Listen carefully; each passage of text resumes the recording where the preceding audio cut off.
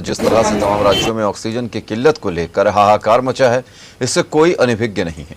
UP में भी oxygen को लेकर खासी मारामारी है, जो अब भी बदस्तूर जारी है। सैकड़ों लोग अब तक ऑक्सीजन की किल्लत की वजह से अपनी जान गंवा चुके हैं।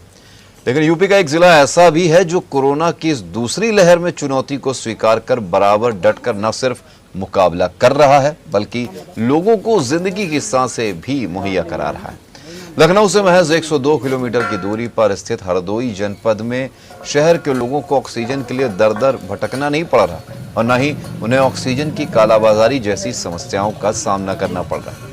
हरदोई के लगभग 1 दर्जन नव युवाओं ने हरदोई कोरोना वॉरियर्स के नाम से सोशल मीडिया पे एक ग्रुप बनाया, जिसका मकसद लोगों तक ऑक्सीजन, दवा, भोजन, प्लाज्मा, ब्लड और फ्री चिकित्सीय सलाह उपलब्ध कराना। गुजरे 15 रोज से ये टीम निरंतर लोगों की मदद कर रही है।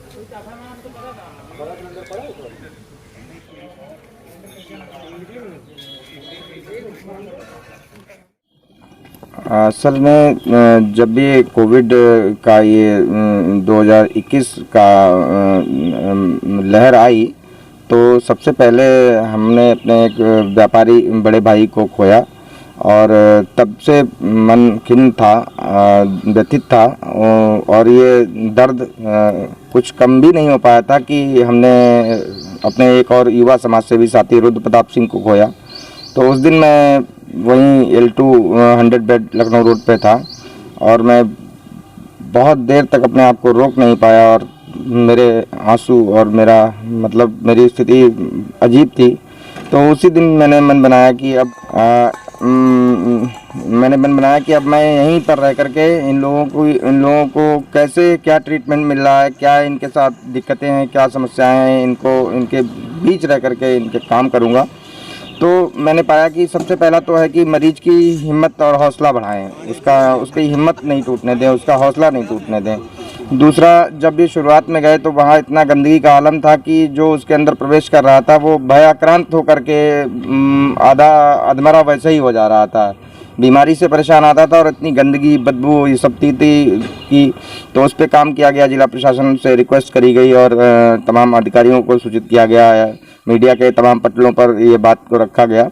तो फिर आज की हालात ये हैं कि वहाँ पर पहले से बेहतर साफ़ सफाई है और ऑक्सीजन की बहुत बड़ी समस्या थी। मेरे सामने जनपद के तमाम मरीज बगैर ऑक्सीजन के सिलेंडर की गाड़ी ना आ पाने के कारण तड़प तड़प के उन्होंने दम तोड़ दिया। फिर इस पे काम किया गया, दोनों स्वास्थ्य मंत्री और स्वास्थ्य एवं शिक्षा मंत्री जिसे अनुरोध किया गया, कई बार अनुरोध किया गया, तो उन्होंने संज्ञान लेकर के डीएम साहब से बात करके आज की तारीख में वहाँ पर ऑक्सीजन की समस्या को सॉल्व कर लिया गया है। अब आपके समस्त रक्षक हूँ मैं। जैसे मुकेश भाई ने बताया, मैंने भी कुछ अपने निजी करीबी लोगों को इस दूसरी लहर में खोया। उसके बाद सबसे पहले मैंने ये डिसाइड करा कि हम कोविड पेशेंट्स के घर तक उनका खाना पहुंचाएंगे। खाने पहुंचाने का इस तरह से सिलसिला शुरू हुआ। धीरे धीरे जब खाना पहुंचाते थे तो ये समझ में आया कि लोगों को होम आइसोलेशन पेशेंट्स को ऑक्सीजन की बहुत दिक्कत हो रही है, सिलेंडर्स नहीं मैनेज हो। हम लोगों ने सिलेंडर्स कुछ व्यापारियों से इकट्ठा करे और इसको हमीरपुर प्लांट में भेजना शुरू करा, जहां पर हमारी ऑक्सीजन रिफिलिंग निःशुल्क होती थी और उसको हम लोगों ने मरीजों तक निःशुल्क पहुंचाने का प्रयास करा। हमारा एक प्रयास था, कई लोगों की जान उससे बची।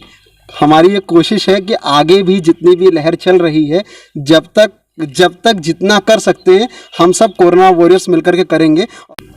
पहले तो जिस दिन से पहला लॉकडाउन शुरू हुआ, हमने ये काम घर से शुरू करा। फिर जैसा कि आपने शुभम ने बताया कि कम्युनिटी किचन का संचालन हो रहा है, हम सभी कोरोना वॉरियर्स मिलकर इसका संचालन कर रहे हैं। तो वहाँ से हम लोग खाना कलेक्ट करते हैं और जो भी अक्षम लोग हैं, असहाय लोग हैं, उन तक खाना पहुँचाते हैं।